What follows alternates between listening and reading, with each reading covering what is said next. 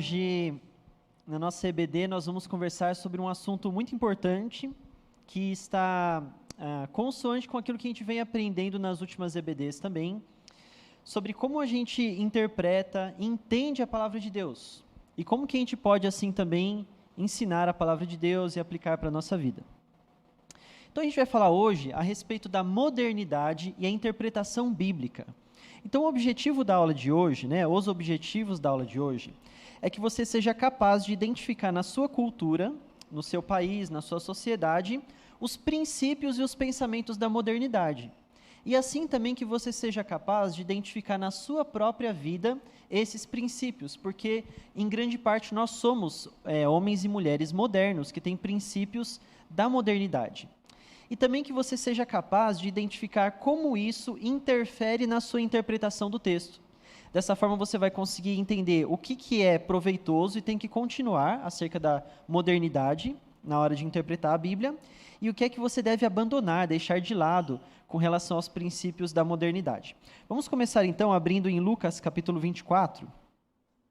Porque em Lucas 24, a gente tem o relato da conversa de Jesus com os discípulos de Emaús.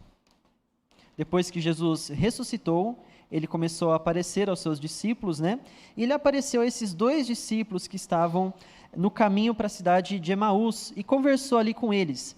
E o que acontece aqui com esses discípulos é bastante parecido com o que acontece com relação ao tema da EBD, Vamos ler então a partir do verso 13. Naquele mesmo dia, 2 deles estavam de caminho para uma aldeia chamada Emaús, distante de Jerusalém 60 estádios. Por que ele está falando que é distante de Jerusalém 60 estádios? Porque Jesus tinha mandado eles irem para Jerusalém.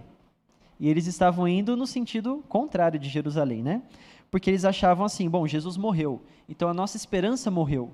Nossa esperança de uma vitória, a vitória da nação de Israel, morreu. Então vamos para Emaús. 14. Iam conversando a respeito de todas as coisas sucedidas. Aconteceu que, enquanto conversavam e discutiam, o próprio Jesus se aproximou e ia com eles. Os seus olhos, porém, estavam como que impedidos de o reconhecer. Então lhes perguntou Jesus: que é isso que vos preocupa e de que ides tratando à medida em que caminhais? Eles pararam entristecidos. Um, porém, chamado Cleopas, respondeu dizendo: és o único, porventura, que, tendo estado em Jerusalém, ignoras as ocorrências desses últimos dias? E lhes perguntou: quais?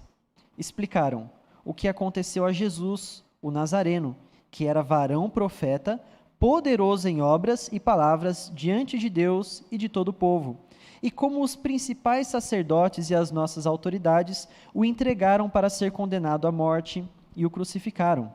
Ora, nós esperávamos que fosse ele quem havia de redimir a Israel, mas depois de tudo isso, é já este o 3º dia desde que tais coisas sucederam.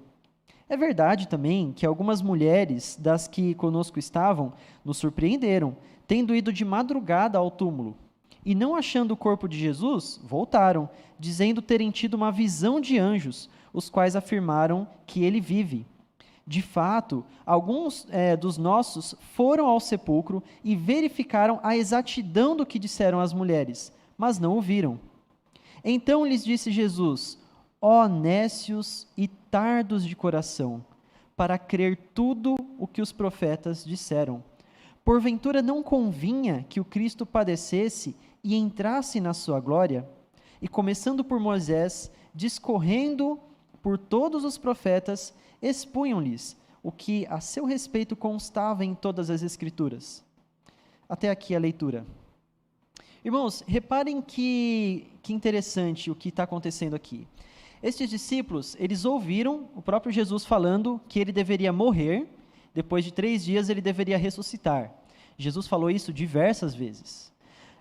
Os próprios discípulos estão falando aqui, é verdade, de fato, apontando para evidências de que isso realmente aconteceu.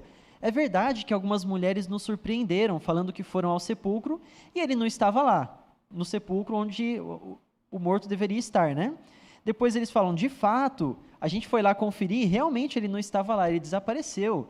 E elas falaram que eles tinham tido uma visão de anjos e tudo mais. Mas os fatos, as palavras do próprio Jesus e os próprios profetas na Escritura não são suficientes para contrariar a cultura que esses homens têm, porque a cultura deles está muito enraizada no coração deles. O que a cultura desses homens dizia? A cultura desses homens dizia que Deus escolheu para si um povo, para nesse povo fazer o seu nome grande. E a cultura deles dizia que Deus faria o nome dele grande nesse povo por meio de vitórias militares, de conquistas militares, por meio de uma judaização do mundo, certo? E eles tinham a esperança de um Messias que ia vir, ia se tornar um grande libertador político, ia libertar eles da escravidão de Roma e liderar eles na conquista desse mundo. Eles liam os profetas falando coisas que contrariavam isso, mas eles não percebiam, porque a visão deles estava estreita por causa dessa cultura deles, que foi embutida. Eles não perceberam os próprios fatos ao redor deles. Eles não perceberam as palavras do próprio Cristo. E uma vez que o próprio Cristo estava ali diante deles, eles não o reconheceram porque eles estavam cegos. Eu quero que você repare aqui que existem duas realidades que nós vemos aqui. Uma é nitidamente espiritual, eles estão inclusive meio que cegos fisicamente por conta de uma cegueira espiritual. Eles estão diante do próprio Jesus e não o reconhecem. Mas uma outra, eu quero que você atente para as palavras de Jesus, quando ele fala assim, aqui no versículo 25. Então lhes disse Jesus, ó nécios e tardos de coração, para crer tudo o que os profetas disseram. Então tem um aspecto aqui, que é influenciado pelo lado espiritual, mas é um aspecto de compreensão. A nossa fé funciona assim, né? A nossa fé ela é profundamente espiritual, mas ela também tem um aspecto intelectual. Então, o nosso objetivo aqui é apontar para a Escritura, para essas coisas que contrariam a nossa cultura, para que a gente consiga crer mais na palavra e enxergar mais verdade na palavra do que na cultura, a ponto de conseguir apontar para a cultura e falar assim, isso não é verdade. A ponto de conseguir apontar para uma interpretação bíblica e falar assim, essa interpretação bíblica não é precisa. Dessa maneira, nossa intelectualidade e nossa fé vão trabalhar juntos para uma boa interpretação da palavra de Deus. Vamos lá então, que eu vou tentar fazer isso de uma maneira bem dinâmica aqui, tá bom? Então, nós somos o povo da Bíblia. É na Bíblia que nós identificamos essas coisas, né? A nossa história e identidade deve estar na palavra de Deus. A esperança do povo, do nosso povo, deve estar na palavra de Deus. Os mandamentos para a vida devem vir da palavra de Deus. E a nossa fonte de absolutos, que hoje em dia é uma coisa extremamente importante, deve estar na palavra de Deus. Existem absolutos? Existem. O que eu quero dizer com isso? Você pode ter certeza absoluta de alguma coisa na sua vida? Pode. Especialmente das coisas mais importantes da vida. E onde você adquire esses absolutos? Não é em outro lugar, senão na palavra de Deus. E como nós entendemos a Bíblia? O Nathan já ajudou a gente com isso, né? E outros estudos que a gente vem fazendo aí. A Bíblia vai sempre trazer para a sua vida um mandamento, sempre. Tudo que você ler na Bíblia vai ter uma ordem para você, até mesmo com relação à conversão. Qual que é o apelo da conversão? É um mandamento. Todo homem deve entregar sua vida ao Senhor Jesus. E uma vez que você atende a esse mandamento por meio da fé, você é salvo. Mas a Bíblia ela não é só o mandamento cru. A Bíblia é carregada de inspiração, de motivação. A gente vê isso à medida em que, por exemplo, alguns mandamentos chegam para a gente em forma de narrativa. Existe uma história muito bonita por trás de uma coisa que Deus quer que você faça. Deus inspira você. Existem palavras na Bíblia que são a respeito de coisas que você já sabe, mas Deus insiste em colocar essa informação repetidas vezes na Bíblia, porque é um objetivo de inspiração, de motivação para a sua vida. Existem também, por exemplo, coisas que constroem uma estética, né? Por exemplo, as poesias. Não é simplesmente uma informação, uma lista de informações, mas é uma informação passada de maneira bonita, desafiadora, encorajadora, certo? Além de ser um mandamento e além de ser inspiradora, a palavra de Deus, ela é a palavra do profeta. Isso é muito importante.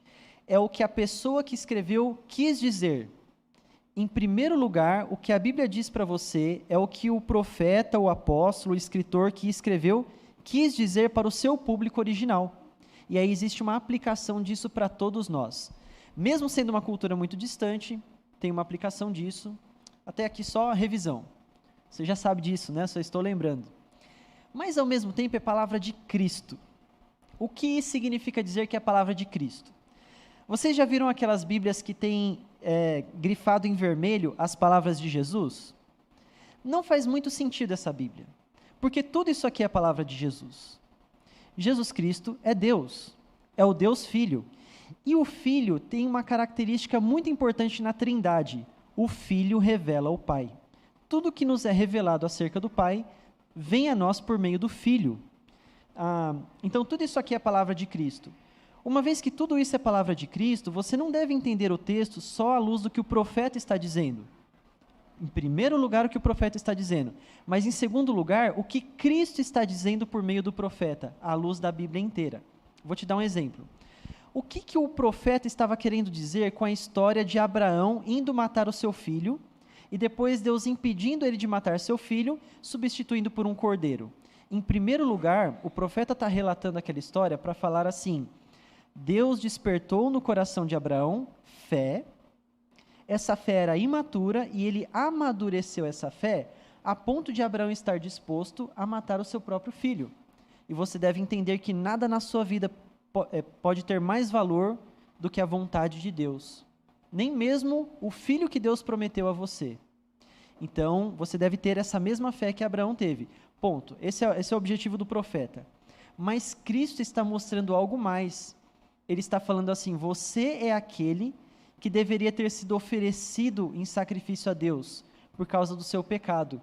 Mas Deus providenciou um sacrifício para si, um cordeiro, substituindo esse cordeiro, substituindo você por esse cordeiro, para que você pudesse viver por meio da fé. Estão vendo? Então, em primeiro lugar, a palavra do profeta. Em segundo lugar, a palavra de Cristo. Tranquilo, isso aqui a gente vem repetindo, né, vez após vez. Sim. A oração que nós lemos aí, você vê que eles citaram, né, que aquilo que havia dito pela boca de Davi, né, ele citou o Salmo 2, justamente referente a isso, né. E Jesus também falou: se perseguiram a mim, vão perseguir vocês, né? Então, a respeito da perseguição, né? Então, você vê essa ligação tudo dentro disso, né? Se confirmando ali o ensino, né? Sim, um exemplo bom. No Salmo 2, quem que é o Senhor e o seu ungido? O Senhor é Deus, o seu ungido é Davi, e as nações se revoltam contra o Senhor e seu ungido. Mas, ao mesmo tempo, sendo um profeta, Davi não sabia exatamente tudo o que ele estava dizendo ali, mas sendo aquilo palavra de Cristo também, ele estava falando que as nações se levantam contra o Senhor, contra o seu ungido Jesus Cristo, e como a igreja e Jesus são um, né, eles estavam se revoltando contra a igreja também, né? Isso é maravilhoso, assim, como Deus está falando com a gente por meio de uma coisa que foi escrita há cerca de 3.000 anos atrás. Muito bem, mas aí nós nos deparamos com a modernidade, tá? Irmãos, nós somos filhos da nossa geração, nós somos homens modernos. Ninguém está aqui de túnica, de cinto, né? Ninguém veio aqui com a bolsinha de dinheiro, aqui, né, passou num rio para encher o cantil de água. Nós somos homens da modernidade. Não adianta a gente tentar fugir disso. Nós temos princípios e valores e pensamentos no nosso coração que são fruto da modernidade, tá bom? A questão é entender que nem tudo você pode jogar fora, né? Eu gosto muito daquele ditado que fala assim: cuidado para não jogar a água do banho com o bebê junto, né? Você vai jogar a água do banho fora e joga o bebê junto. Então, nem tudo você pode descartar. Tem coisas que são bênção do Senhor na modernidade, mas tem coisas que você vai precisar descartar sim, tá? Então, a gente precisa reconhecer essas influências dentro do nosso coração, como eu já havia falado. Então, existem aspectos positivos e negativos. Como aspectos positivos, daquele lado ali, a gente vai ter na modernidade ferramentas para a nossa fé. Então, o que significa isso? A gente tem, por exemplo, aqui a Bíblia traduzida em português. Em que contexto que a Bíblia foi traduzida em português? Na modernidade. Aliás, a Bíblia foi traduzida para qualquer língua na modernidade. A imprensa de Gutenberg, a própria reforma protestante, ela surge num contexto moderno. Então, Deus guiou a história para que essas coisas acontecessem, né? Então, a gente tem ferramentas para a fé. Por outro lado, a gente tem a aplicação da interpretação. Quando você lê a Bíblia, lê Deus falando lá para amar o seu próximo como a si mesmo, você vai amar o seu próximo como a si mesmo no contexto da Idade Média? Não. Você vai amar o seu próximo como a si mesmo no contexto do período clássico dos gregos? Não. Você vai amar o seu próximo como a si mesmo na modernidade, no caso, na pós-modernidade, que é o que a gente vive hoje, tá? E como que se ama ao próximo como a si mesmo na pós-modernidade? Esse é o desafio da nossa vida. Mas como aspecto negativo, eu vou trabalhar bastante isso hoje, a modernidade ela traz incredulidade, eu vou explicar o porquê. Então, existe incredulidade fora do povo de Deus, com certeza. Por exemplo, a Bíblia não é a palavra de Deus, né? Mas existe incredulidade dentro do povo de Deus também. Isso é uma sementinha do mal que existe no nosso coração. A gente tem a inclinação da modernidade de desacreditar nas coisas que a Bíblia está falando, tá? Existe o viés de confirmação. Viés de confirmação é o que está acontecendo com esses discípulos aqui a caminho de Emaús. O que é viés de confirmação? É quando você já acredita em uma coisa. Você já tem a sua fé, você já tem o seu credo pessoal, você já tem as suas convicções. E aí você olha para a realidade e tudo que você enxerga é apenas uma confirmação daquilo que você já queria acreditar, né? Eu vou dar um exemplo, gente, bem assim, mas vamos supor que você está muito indignado que o Lula foi eleito. Aí cai um meteoro em Indaiatuba. Aí fala, tá vendo? É por causa do Lula. Aí se você quiser espiritualizar, né, porque Deus está irado com as pessoas de Indaiatuba que votaram no Lula e caiu um meteoro em Indaiatuba. Ou você pode pensar, por exemplo, que tudo que acontece nessa vida é castigo de Deus ou bênção de Deus, invariavelmente, por causa de alguma coisa que você fez. Aí você cola na prova, teu carro bate. Você fala, tá vendo? O carro bateu 4 anos depois, mas foi por causa daquilo lá. Então, isso é viés de confirmação, tá bom? Muito bem. Então, primeiro a gente vai olhar um pouquinho, eu não vou perder muito tempo com isso, mas a gente vai olhar um pouquinho para a história da modernidade. Antes eu preciso explicar uma coisa aqui. Eu vou cometer uma atrocidade histórica aqui, né? Eu vou desconsiderar um período chamado Idade Contemporânea. Eu vou fingir que ele não existe, tá bom? Os professores vão ficar chateados comigo. Mas por quê? Eu vou identificar tudo, desde o final da Idade Média até o final da Segunda Guerra Mundial, como modernidade. E aí, a partir do momento que explodiu lá a bomba de Hiroshima e Nagasaki, as bombas, né? Aí começa a pós-modernidade. Então, só para vocês entenderem que modernidade é esse período de tempo que tem uma influência sobre a nossa vida. E eu não vou tratar a pós-modernidade. Por quê? Meus irmãos, nós somos cristãos reformados protestantes. A gente não é muito influenciado pela pós-modernidade. Os nossos filhos são, os nossos filhos, né, amor? Nossos filhos. As crianças, os adolescentes, eles têm uma carga de pós-modernidade muito maior do que nós. Mas a gente não, nós somos homens extremamente modernos, a nossa identidade é moderna, tá? Não tanto pós-moderna. A pós-modernidade é tipo assim, tudo é relativo, nada é objetivo, o que é verdade para mim não é verdade para você, eu vou fazer com que eu me sinta bem, eu preciso procurar uma igreja onde eu me sinto bem, é aquela coisa assim, a vida não tem sentido, a vida não tem propósito, eu tenho que viver para mim mesmo. A gente é influenciado por isso? Mas não tanto, tá bom? Então, vamos ver algumas coisas que acontecem aqui. Eu estou virando aqui, gente, porque meu óculos quebrou. Então, eu estou lendo aqui. A gente tem o humanismo, o iluminismo e a reforma protestante. Importante você saber que existem vários tipos de humanismo. O que é o humanismo em essência? É você olhar para o homem e para as suas realizações, para as coisas que o homem faz. Isso é ruim? Na verdade, não, isso é muito bom, porque na época da Idade Média, a Idade Média foi uma época muito boa, tá, gente? Mas na época da Idade Média, você também teve coisas muito ruins. E essa coisa de você desprezar, tinha um desprezo enorme pelo ser humano. O ser humano era a bactéria da mosca do cocô do cavalo do bandido. O ser humano não era nada, assim, né? Era tratado realmente de uma maneira bem... A própria fé com relação ao ser humano não era uma coisa muito bem trabalhada. A questão de imagem e semelhança de Deus não era muito bem trabalhada. Então, por exemplo, os humanistas cristãos começaram a olhar para o ser humano como imagem e semelhança de Deus. E falar assim, gente, ao invés de cair um raio, a gente falar, foi Deus, vamos tentar entender como é que Deus faz o raio acontecer. Nossa, olha, esse ser humano aqui, ele está falando que a Terra é plana. E se ao invés da gente matar ele, ou que a Terra é redonda, e se ao invés da gente matar ele, a gente tentar ver se não é redonda mesmo, né? Ó, essa outra pessoa aqui está falando que é bom a gente lavar as mãos antes de operar a pessoa, né? E que a gente pode sim estudar o corpo de um cadáver, não tem problema, que isso vai ajudar, né, a curar as pessoas. E se ao invés da gente enforcar ele, a gente não vê, né, se de repente não é isso mesmo. Então o humanismo é isso. Um humanista muito importante para a nossa vida, o humanista cristão, João Calvino. Interessante isso, né? João Calvino era um humanista. Só que o humanismo ele não parou por aí. Surgiram outros tipos de humanista, do tipo assim, a gente não precisa de espiritualidade, a gente não precisa de Deus, a gente só precisa focar no homem e no que ele faz. Porque quando a gente olha para o homem e para o que ele faz, as coisas dão certo, as coisas funcionam. E quando a gente fica pensando em Deus, as coisas não funcionam. É um pensamento bem no aqui e agora. O que funciona? O que vai dar certo? Então vamos fazer.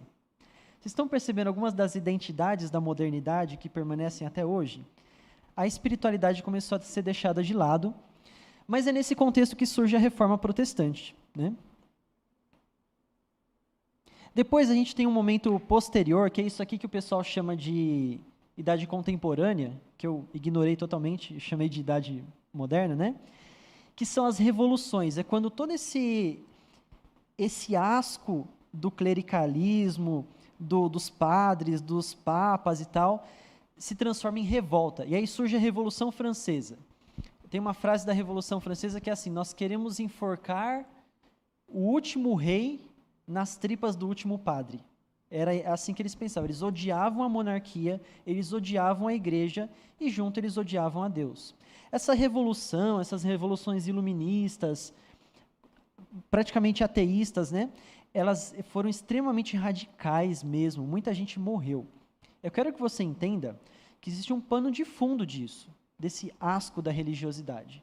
De fato, a igreja, especialmente a igreja católica, tinha um procedimento que começou a se tornar intolerável. À medida que as pessoas adquiriram esclarecimento na vida, estudo, entendimento, o pessoal olhava para as atitudes da igreja, para a atitude dos reis, e, cara, era inaceitável.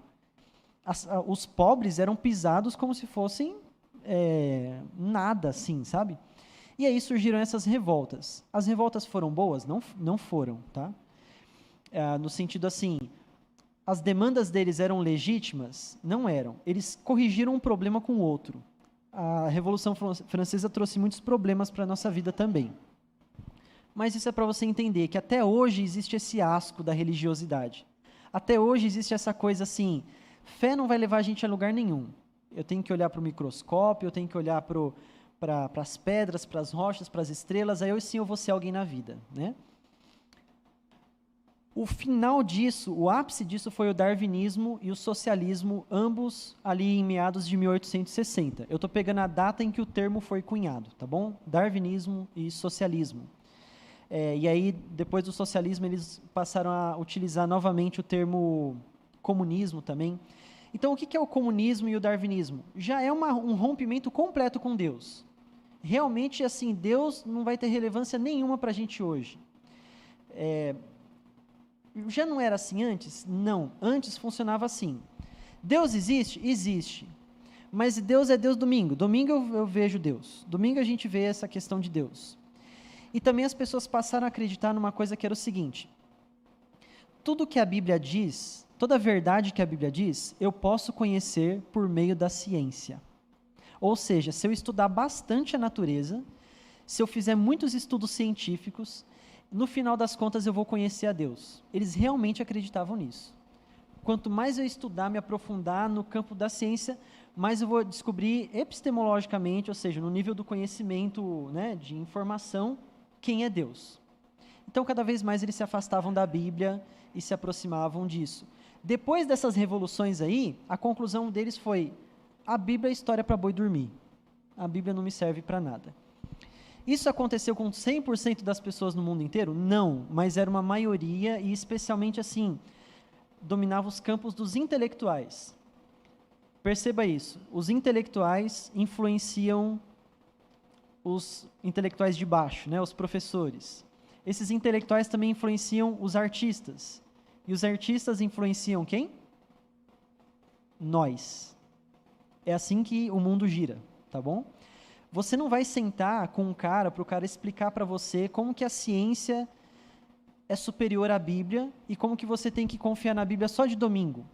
Não é assim que funciona. Você vai assistir uma série, conversar com um carinha lá no teu trabalho, conversar com uma pessoa, uma vizinha sua, você vai assistir outro filme, assistir outra série. E isso, ao longo dos anos, compõe um pensamento que você acha que é seu, mas não é. É de algum intelectual que escreveu um livro que aquele diretor que fez aquele filme leu. Bom, então isso aí é a modernidade, tá bom? A modernidade termina aqui. E eu vou explicar por quê. O que aconteceu na modernidade? Uma grande admiração, um grande encanto com o ser humano. Mas é grande mesmo, assim. A das pessoas falarem, o ser humano é impressionante. Olha o que nós somos capazes de fazer. Nós somos capazes de conquistar o mundo. Nós somos capazes de tirar as pessoas da pobreza. Nós somos capazes de curar doenças que a gente achava que era maldição de Deus e que não tinha cura. O ser humano é impressionante, gente. Vamos investir nesse negócio. E aí começaram as ideologias, né, e os projetos modernos. Projeto moderno, não pensa naquela sala decorada, né, decoração planejada, não. Projeto moderno é assim, qual que é o projeto da nossa nação? Onde nós queremos chegar? Qual é a nossa utopia? Qual é o nosso... qual que é a verdade que nos mostra o que a vida é e nos mostra um paraíso aonde nós podemos chegar? O projeto moderno é a construção de um paraíso na Terra, por meio do esforço humano. Tipos típicos de projeto moderno: nacionalismo. O meu país é um grande país, nós ainda vamos ser a nação do futuro, o nosso país ele vai realmente revolucionar as coisas e tal. E na época deles era literalmente assim: a gente vai matar uns caras aí, vamos dominar o mundo e assim a gente vai trazer a paz. Como nós vamos trazer a paz para o mundo? Matando esses nossos países vizinhos aqui. Era assim, né? Tinham vários tipos de nacionalismo. Por exemplo, os japoneses acreditavam que o imperador era o descendente do sol e que o japonês era o tipo perfeito de ser humano e que eles tinham que disseminar o Japão para o mundo todo. O nazismo, gente, é o clássico tipo de projeto moderno. Inclusive, o nazismo se anunciava como cristão e se acreditava como cristão. Uma das grandes bases do Hitler era Lutero, Martinho Lutero. Não sei se você sabe, mas Martinho Lutero, ele não gostava de judeus, ele era meio antissemita. Ele era bem antissemita, na verdade, ele odiava os judeus. E aí ele escreveu alguns parágrafos sobre isso. E aí o Hitler baseou boa parte do que ele fez nisso. A gente não tem problema com isso, porque nós não canonizamos os nossos santos, né? Quem faz isso é a Igreja Católica. A gente tem total tranquilidade em falar que Martinho Lutero era um pecador e que tem coisas que ele escorregou feio, né? Mas isso é um tipo de projeto moderno, nazismo. Enfim, então tudo isso aconteceu, né? Mas aí começaram a acontecer coisas que passaram a deixar o homem frustrado com ele mesmo. Muitas coisas. Por exemplo, no campo da ciência, as pessoas começaram a descobrir coisas que questionavam os tradicionais modelos científicos. Então, você tinha um modelo da física, que eu esqueci agora como que é o modelo da física tradicional, mas tinha um modelo da física. Surgiu a física quântica. E a física quântica falava assim, gente, isso aí não funciona sempre. O tempo e o espaço está condicionado à velocidade e tal, e a coisa não é assim do jeito que a gente pensa. Então, desmoronou um monte de coisa que as pessoas falavam assim, eu morro batendo na mesa que isso aqui é verdade. Eu alcancei a verdade absoluta por meio do estudo. Aí vem o Einstein e fala assim, isso é tudo mentira. Aí então o sentimento era de frustração mesmo. Surgiu uma coisa chamada geometria não euclidiana também, que é parecido com isso. Surgiram, enfim, diversas revoluções no campo das ciências que mostraram assim, a gente não é tudo isso que a gente está pensando, não. Pode ser que a gente viva 5.000 anos desenvolvendo um conhecimento e mesmo depois de 5.000 anos a gente fale, não era isso, era outra coisa. Somado a isso, as pessoas tiveram alguns outros estudos que levaram elas a questionar a própria identidade e os próprios pensamentos. A ideia de subconsciente e de inconsciente. O homem faz coisas que ele não quer fazer. Ainda que ele se proponha a fazer uma coisa com toda firmeza, ele não dá conta. Freud atribuía isso ao impulso sexual. Outros atribuíam isso a outras coisas. Mas a verdade é que eles estavam identificando o pecado. A ciência não resolve o problema do pecado no seu coração. E eles estavam vendo, a nossa ciência não é tão verdadeira quanto a gente achava. Existe uma coisa no meu coração que não me deixa eu fazer o que eu quero. E somado a isso também, surgiram as guerras. O século XX, ele teve mortes e guerras igual nunca houve antes na história da humanidade. Isso era esquisito, as pessoas pensavam assim, como que no momento em que a gente tem mais conhecimento, como que no momento em que a gente tem mais potencial humano, onde a humanidade está unida como nunca, como a gente está matando tanta gente? Como a gente consegue ser tão mal, tendo tantos motivos para ser bom? Acreditava-se muito naquilo assim, a educação vai salvar o mundo. A educação vai elevar a moral das nossas crianças e adolescentes. A educação científica vai construir um novo cidadão, uma nova criatura, né? Digamos assim, religiosamente falando.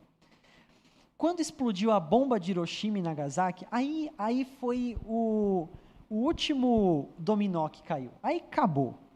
Aí é inaugurada a pós-modernidade, surge o dadaísmo, surge o cubismo. Você percebe isso nas artes. Antes, a arte era retratar o ser humano da maneira mais perfeita possível, né? Aquela beleza estética assim. Nesse período do entreguerras, você começa a ter obras de arte que distorcem o ser humano. O ser humano está derretendo, o ser humano virou um monte de cubinho, o ser humano virou um monte de risco. Por quê? É a visão que eles têm do ser humano mesmo. Você vê o Pablo Picasso ele era um pintor hiperrealista, ele pintava realismo gigante, assim, era lindo. Os últimos quadros do Picasso é um risco assim, ele faz assim, é a mulher.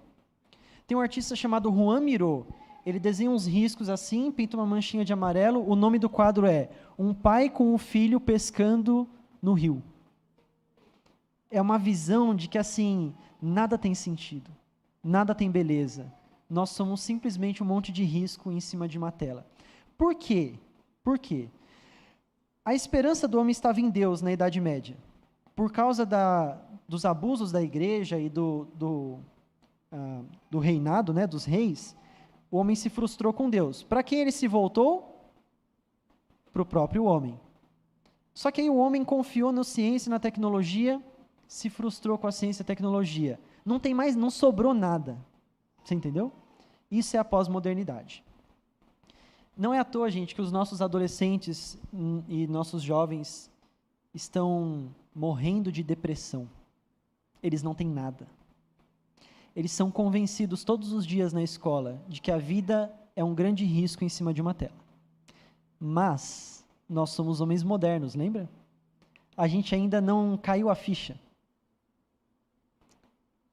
Então isso aqui é aquilo que eu falei, né, nos termos técnicos. Teísmo é acreditar em Deus. Deísmo é acreditar num Deus científico, um Deus que respeita todas as regras da ciência. Na verdade, o deísmo, ele acredita que Deus está sujeito às regras da ciência. Entendeu? Deus é... O que é espírito? É uma coisa que a ciência não explicou ainda. Um dia vão conseguir reproduzir em laboratório. Isso é deísmo. Tá? E aí, o deísmo dá luz ao ateísmo. Vocês já ouviram falar de Tomás de Aquino? Tomás de Aquino foi um homem da Idade Média, mas ele começou a pensar isso. Se eu estudar a natureza, eu vou chegar em Deus. De certa forma, Tomás de Aquino acaba sendo o avô do ateísmo, sem saber. Simplesmente porque ele se distanciou da Bíblia. Tudo bem, então quais são as consequências disso para a gente? Eu vou tentar resumir aqui, sem me prender muito ao slide. Mas assim, gente, pessoas modernas tendem a ter uma visão muito pragmática da realidade. Muito prático. O que funciona, o que dá certo. Mesmo que você tenha um sentido espiritual na palavra de Deus, olha, faça isso porque você vai ter uma bênção. Bênção é muito intangível. Eu quero saber o que vai funcionar, o que vai alavancar minhas vendas, o que vai trazer paz para o meu lar, o que vai quitar o facho dos meus filhos, que erva que eu dou para o meu filho para ele parar de fazer bagunça, que remédio que eu dou para essa criança que não consegue ficar quieta, que remédio que eu tomo para conseguir me concentrar e estudar, qual que é o medicamento que eu tomo para conseguir ter um desempenho físico melhor, qual que é a injeção que eu tomo para parar de sentir dor no meu coração porque a minha mulher me largou. Vocês entenderam? O homem moderno, ele é assim. Qual é o remédio? Qual é a injeção? E rápido, porque dinheiro eu tenho. Entendeu? O homem moderno é assim. Ele é extremamente cientificista, então, às vezes, ele vai ver um milagre, a pedra está flutuando. Ele fala, não, mas faz sentido, porque se existe um ponto da Terra em que a gravidade, por causa do campo magnético e tal, isso é uma bagunça, porque tem gente que se aproveita disso, os famosos charlatões. Quando você vê assim, no YouTube, em algum lugar, qualquer coisa quântica, fecha, ignora, tá bom? Psicologia quântica, evangelho quântico, isso aí, gente, é a maior baboseira, aquela coisa de botar cristal na testa, porque o alinhamento das estrelas, aquela coisa, não, todos nós temos energia, tudo transmite energia, e o celular tem energia, e o campo magnético do celular é o que está... não. Você conversa com um cientista de verdade, ele vai te explicar que isso aí realmente não tem nada a ver. Mas é uma inclinação do homem moderno identificar explicações para tudo, até para realidades espirituais, tá bom? Um individualismo, esse individualismo ele não é igual ao individualismo da pós-modernidade. Ele é um individualismo que é uma sementinha ainda de individualismo, mas é do tipo assim, é um humanismo. Ignora ali o individualismo, pensa no humanismo. É assim, quais são os direitos do homem? Quais são os direitos inalienáveis do homem? Qual que é aquilo que é a dignidade do ser humano, né? E ele vai descobrir isso na ciência. Por que isso é um problema? Porque às vezes você vai olhar para a Bíblia, tratando o ser humano de uma determinada maneira que para a sua cultura é inaceitável, mas para Deus não é inaceitável. Isso cria um parafuso na sua cabeça. E a gente começa a tentar explicar o texto. Arrumar um jeito de explicar o texto, tem que explicar porque isso aqui pode significar qualquer coisa, menos o que está escrito aqui. Entendeu? Então, são consequências da modernidade na hora de interpretar o texto. Projeto moderno que eu falei para vocês, e aí tem o cidadão de bem. O que é o cidadão de bem? O cidadão de bem, veja, a gente é brasileiro, o Brasil tem um projeto moderno. Especialmente os evangélicos e os católicos, eles têm uma visão muito clara do que é o projeto moderno no Brasil. Os católicos e os evangélicos, eles têm uma visão muito clara do paraíso na Terra, e eles vão lutar por esse paraíso na Terra. E quem é o cidadão de bem? O cidadão de bem é a pessoa que está comprometida com esse projeto de paraíso. Tá bom? Isso é um problemaço, gente. Por quê? Primeira coisa, a Bíblia garante para você que esse paraíso não vai acontecer. Se ele acontecer, tão rápido quanto surgiu, ele vai cair. Ele vai desmoronar. Ele não vai ser suficiente para trazer para os seus filhos e para os seus netos e para os seus tataranetos aquilo que você quer. Ele vai ser suficiente para bem pouca coisa, na verdade. Segundo, esse projeto moderno, ele não está comprometido com Jesus Cristo. Pode parecer que está, mas ele não está. Não está, tá bom? E é por isso que eu sempre falo, né, conservadorismo não é cristianismo. Conservadorismo é uma ética cristã sem Cristo. Você tem muitos conservadores, por exemplo, não sei se vocês conhecem Arthur Duval, mas ele se considera um conservador, né? Será que ele é? Ou se você conhece outros caras como Jordan Peterson, né? Americano lá, você olha para ele, nossa, esse cara só falta converter, porque ele tem uma postura, assim, uma índole e tal, mas ele não encontra em Cristo a motivação de viver para a glória de Deus, e nem a maneira de viver para a glória de Deus. No final das contas, conservadorismo puro e simples é uma forma de farisaísmo. E esse projeto moderno é o projeto dos 2 discípulos no caminho de Emaús. Nós queremos um Jesus que nos livre do Império Romano, o Império do Escudo Vermelho. Vocês percebem como nós somos extremamente modernos? E aí vem nacionalismo e tal. Deixa eu ver se tem outro. Eu acho que eu quero terminar aqui falando do evolucionismo social. Também é uma coisa que impacta muito a sua leitura da palavra, que é o quê? Gente, isso é batata. A maioria de nós tem esse sentimento no coração. Eu vivo no século 21, estou aqui de camisa, né, social, tal, sapatinho bonito, ar-condicionado. Eu sou muito melhor do que essas pessoas da Bíblia. Ponto. A inclinação do nosso coração é acreditar nisso. Eu sei de coisas que eles não sabem, eu entendo coisas que eles não entendem, eles são ignorantes sobre muitas coisas que, graças a Deus, eu sei. E a gente passa a confiar muito mais nesse nosso esclarecimento do que na revelação da Escritura. Então, por exemplo, comer carne de porco é pecado? Não. Por que não é pecado? Por que comer carne de porco não é pecado? Gostosa, né? Boa. Talvez a inclinação do nosso coração seja dizer assim, isso aqui está me atrapalhando. A inclinação do nosso coração seja dizer o seguinte: comer carne de porco não é pecado porque já foi revelado para mim que não tem nada a ver isso aí. Não tem nada demais. Mas não é por isso. Vamos pensar numa outra coisa. Se você estiver vindo na rua até aqui e você tropeçar e cair, sem querer você encostar num morcego morto, e você não fizer nenhum ritual de purificação, você só lava a mão ali, está tudo bem. Você não faz sacrifício, você não faz nada. E vem para a igreja e adora a Deus. É pecado? Não. Por que não é pecado? Porque Deus disse que não é pecado.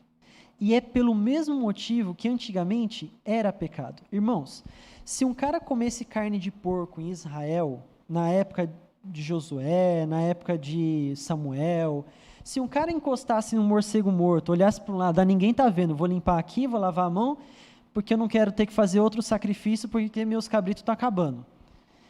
Era pecado. Era pecado. Ele estava o relacionamento dele com o Senhor estava prejudicado porque ele comeu a carne do porco. Por quê? Porque a questão não é o pragmatismo, o que é, que não é, que dá, é porque Deus falou.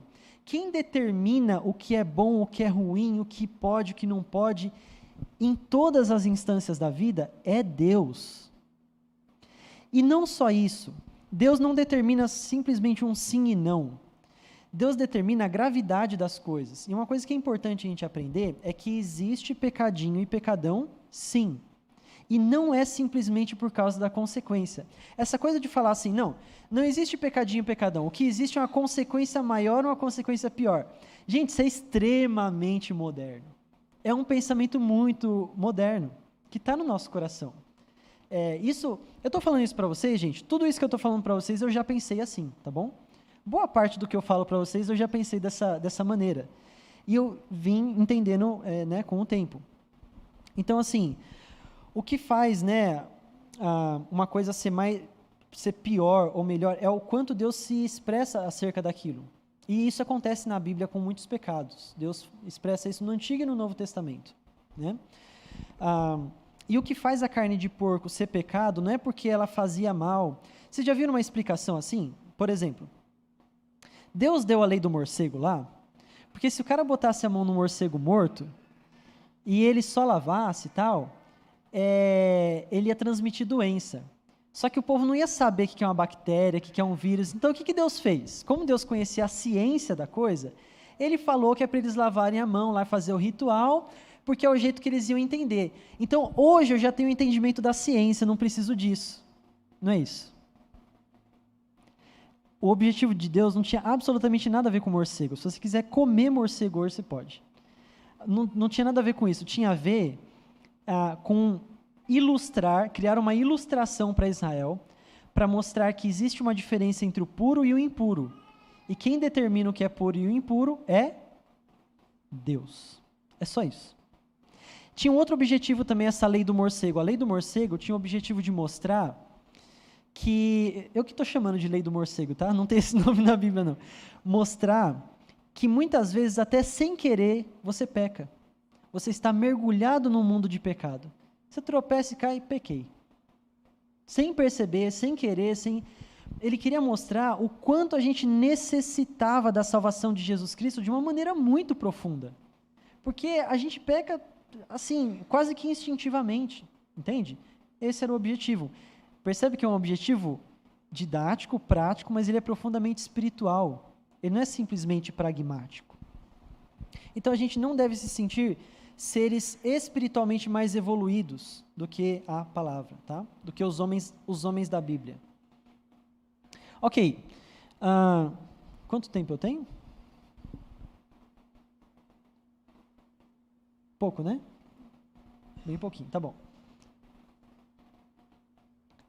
Então, o viés de confirmação, ele vai acontecer a partir de algumas coisas que você tem. A sua cultura, suas experiências de vida, compromissos materiais, compromissos afetivos e coisas assim. Muito cuidado com o viés de confirmação. Às vezes, você acreditar numa coisa na Bíblia vai implicar em você acreditar que muita coisa que você ensinou ao longo de muitos anos não é verdade. Então, isso cria uma resistência da gente acreditar no que a Bíblia está dizendo.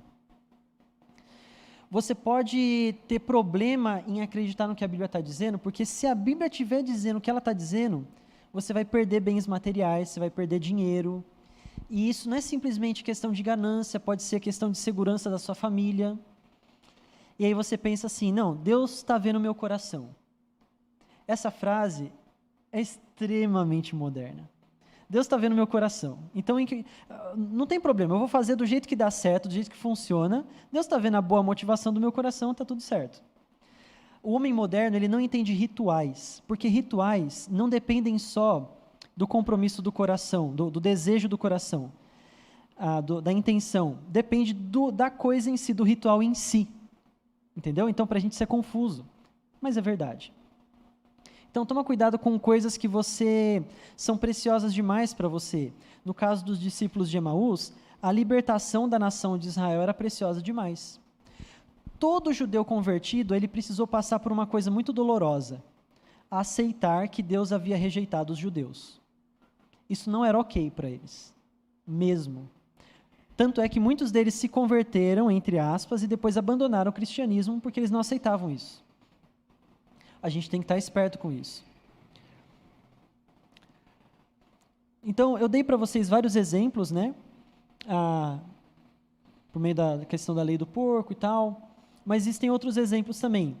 Quando a gente trata de milagre e de sobrenatural, a gente tem essa tendência de achar que Deus está sujeito às leis naturais. Certa vez eu vi algumas pessoas falando assim, Deus só faz milagre por meios naturais. Então fala assim, como que Deus abriu o Egito?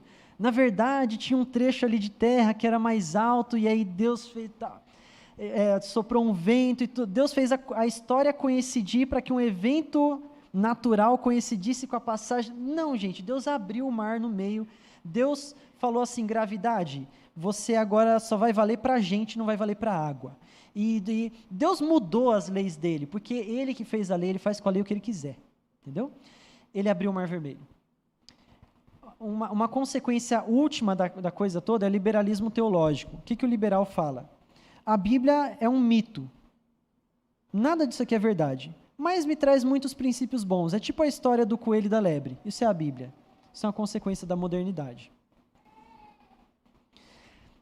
Esse aqui eu preciso falar. O homem moderno, ele tem dificuldade de entender o que é o culto e o que é um sacramento. Gente, o culto público, isso vai talvez soar estranho para os seus ouvidos, mas ele tem que acontecer no domingo, especificamente no domingo, porque o domingo, ele é o dia do Senhor. Segunda-feira não é igual ao domingo, terça-feira não é igual ao domingo, quarta, quinta, sexta, sábado, os dias não são todos iguais, existe um dia mais santo do que outros. Eu sinto o quanto isso chega estranho talvez para vocês, mas isso é o que a Bíblia está dizendo, que domingo é o dia do Senhor. Quando você vai ao culto, você é abençoado pelo Senhor por meio de coisas que acontecem ali. Não só simplesmente porque eu entendi a palavra e tenho uma aplicação prática para a minha vida, mas porque Deus abençoa você de maneira mística e sobrenatural quando você está no meio do seu povo. Quando você participa de um sacramento, por exemplo, a Santa Ceia, a bênção não é simplesmente você lembrar intelectualmente que isso aqui lembra o corpo de Cristo, isso aqui lembra o sangue de Cristo. Santa Ceia não é apenas um memorial. É assim que os batistas acreditam, né? Mas Santa Ceia não é simplesmente um memorial. A Santa Ceia carrega em si uma bênção intrínseca, uma bênção espiritual. E à medida em que você se mantém constantemente comendo da Santa Ceia, nos momentos de convocação, você tem uma bênção sobre a sua vida. Uma bênção que vem do próprio Cristo, que vem do corpo de Cristo. Entenderam? Gente, isso aqui é teologia presbiteriana, está na confissão de fé e nos catecismos. Tá bom? Acontece algo sobrenatural na Santa Ceia. Batismo, né? Por que nós batizamos as nossas crianças? É uma maneira dos pais se comprometer. Quando eu cheguei na igreja presbiteriana pela primeira vez, eu vim da igreja batista. Eu tive muita dificuldade com o batismo infantil. Eu demorei 1 ano para aceitar o batismo infantil. Foi 1 ano batendo a cabeça em livro, em vídeo de pregação de pastor, internet. Foi 1 ano cavucando. 1 ano, assim, até que eu entendi. E assim, gente, quando eu cheguei na igreja presbiteriana, um pastor falou assim para mim, olha, não se preocupa, batismo infantil, na igreja batista não fazia apresentação da criança? Vem aqui, a gente ora, tal. Ele é a mesma coisa. Gente, não é a mesma coisa. Não é a mesma coisa mesmo, mas assim mesmo. Quando o pastor pega aquela água e bota na cabeça daquela criança e fala assim, eu te batizo em nome do Pai, do Filho e do Espírito Santo, os céus reconhecem aquela criança como membro do povo de Deus. Independente dela ser salva ou não. Não é questão de salvação. É membro do povo de Deus terreno. Ele entende, essa criança está no seio do povo da aliança. Deus tem uma aliança com essa criança. Deus tem uma promessa para essa criança de que Ele vai cuidar dela e abençoar ela. E isso é doutrina bíblica. Entenderam? Mas para um homem moderno é difícil entender isso, porque para ele o que importa são aspectos práticos. O pai e a mãe se comprometeram ali, a igreja viu e tal, a água lembra a purificação. Eu já vi um pastor batista uma vez falando assim, eu perguntei para ele, escuta, se para você o ritual em si não tem nada, a gente poderia substituir por outra coisa, não poderia? Para algo que fizesse mais sentido na nossa cultura. Por exemplo, na nossa cultura a gente tem a prática de assinar documentos. No tempo deles não tinha. Para a gente não é muito mais legal trazer os pais aqui, eles fazem um juramento sobre a criança, eles assinam um documento? É mais prático. O objetivo da minha pergunta era mostrar a falta de lógica do argumento dele. Mas você sabe o que ele me respondeu? Ele falou, poderia.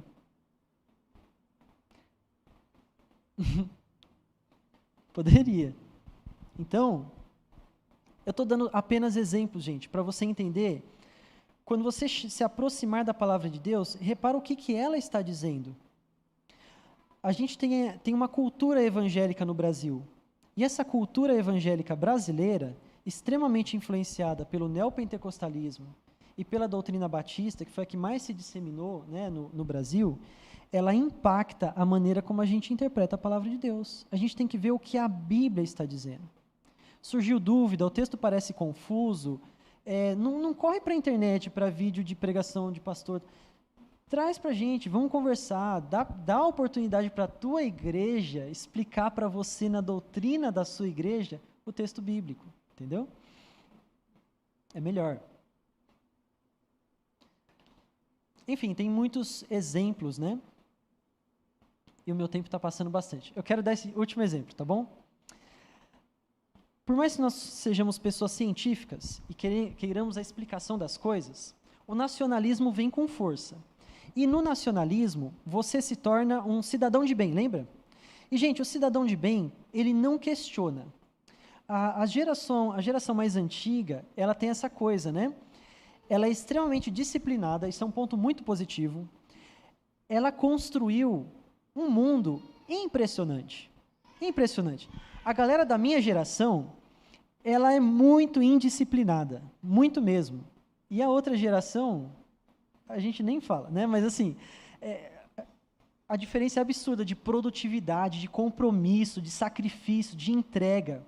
Entretanto, muitas vezes, esse sacrifício, essa entrega, esse compromisso, ele é acrítico. Eu não estou aqui para questionar, estou aqui para produzir. Estou aqui para render. Eu preciso ser útil. Eu tenho que dar um futuro melhor para as nossas crianças. Eu tenho que construir um Brasil melhor e tal. Isso gera um problema na igreja. Por quê? Muitas vezes a pessoa vem para a igreja e ela assume um compromisso com o projeto da igreja sem questionar as doutrinas da igreja. Sem querer saber, mas como que isso é isso? Por que isso é isso se a Bíblia aqui que eu vejo está dizendo isso? E a gente perde a oportunidade de entender as coisas. E aí acontece um processo que eu chamo de... Era para estar aqui em algum lugar. Aqui, o último. Esterilidade espiritual. O que é esterilidade espiritual? Você perde a habilidade de gerar filhos na fé. Por meio da argumentação. E por meio da demonstração das verdades do Evangelho. Então, tem muitas coisas que você faz com muita facilidade, mas que não é necessariamente fruto de um coração transformado. É fruto dos costumes da sua geração. Por exemplo, gente, como que era namoro antigamente? Não tinha essas palhaçadas que tem hoje em dia. Mas assim, mesmo muita gente que não era de igreja, era uma pessoa compromissada, ia lá falar, não era todo mundo, né? Também, né? Mas ia lá falar com o pai da moça, aquela coisa toda, né? Então, muita coisa não é que, eu adquiri uma compreensão por meio do Senhor Jesus, por meio da explicação da palavra. Era assim que nós fazia. Entende? Aí, quando você vê o teu filho fazendo coisas que você não aceita e não entende, você muitas vezes não sabe explicar para ele por quê, como, quando, onde. Tem dificuldade, até impaciência de sentar do lado dele, abrir uma Bíblia e explicar. Porque essas coisas eram assim. O pai falava, você baixava a orelha, ele fazia, e você cresceu acostumado com isso. Mas isso é bom por um lado, como eu falei, de fato isso é bom por um lado, que a gente deve, né, essa reverência, esse respeito aos pais, mas a gente acabou perdendo a habilidade de educar os filhos na graça de Jesus Cristo. Por meio de argumentação, demonstração. Isso é uma consequência desse nacionalismo, desse projeto moderno, né? Então, eu quero concluir apenas com esse exemplo aqui, irmãos. Vamos nos lembrar de que o que acontece hoje na modernidade já aconteceu antes, na Torre de Babel. Lá em Gênesis capítulo 11, os homens estavam impressionados com seus feitos e suas habilidades. A tecnologia da época era tijolo queimado e argamassa. Nossa, era o tijolo High Plus 2.0, né, Apple with laser e tal. Tijolo queimado. Nossa, a gente é demais. Tinha outras coisas também, instrumentos de bronze, que já existiam na época, né? Mas eles tiveram a ideia de fazer um projeto moderno. Vamos pegar esse tijolo queimado, essa argamassa, que é o ápice do desenvolvimento, e vamos fazer célebre o nosso nome. Vamos construir uma torre que chegue até o céu, e nós não vamos nos espalhar pela terra, nós vamos ficar todos juntos, e nós vamos ser muito famosos, nós vamos ser muito reconhecidos.